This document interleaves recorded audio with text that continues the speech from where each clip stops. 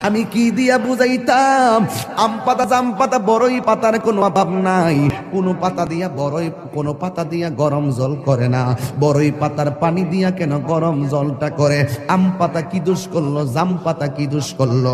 বড়ই পাতা দিয়া কেন গরম জল করা হয়? এই কথা দিয়ে কোনো মৌলবি কয় না। লাল কাপড়, নীল কাপড়, হলুদ কাপড়, কত কাপড় দেখলাম।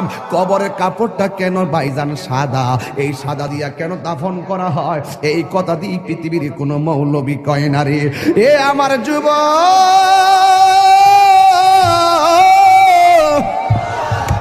কি দিয়ে বুঝাবো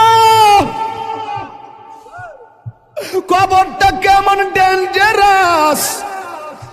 কি দিয়া বুঝাবো মরণটা কত কঠিন?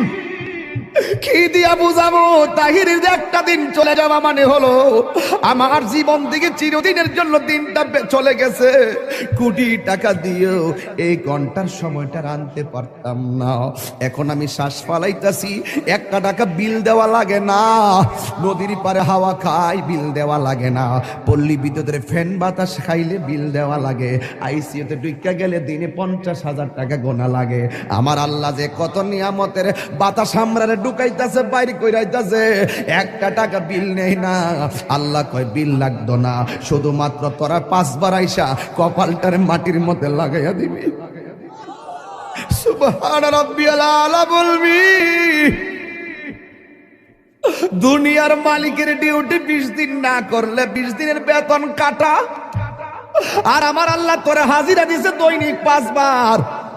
1 মাসও হাজিরা দেও না, 2 মাসও দেও না, মাঝে মাঝে সিটারি হাজিরা দাও। কিন্তু আমার আল্লাহ ইচ্ছা করলে তোমার গলার মধ্যে কাটা লাগাইয়াও আমার আল্লাহ রিজিকটারে বন্ধ করে দিতে পারে। এরপরও আমার আল্লাহ রিজিক বন্ধ করে না কেন জানো নি? কারণ হলো আমার আল্লাহ কয় আমি আল্লাহ তোরে মায়া কইরা বানাই।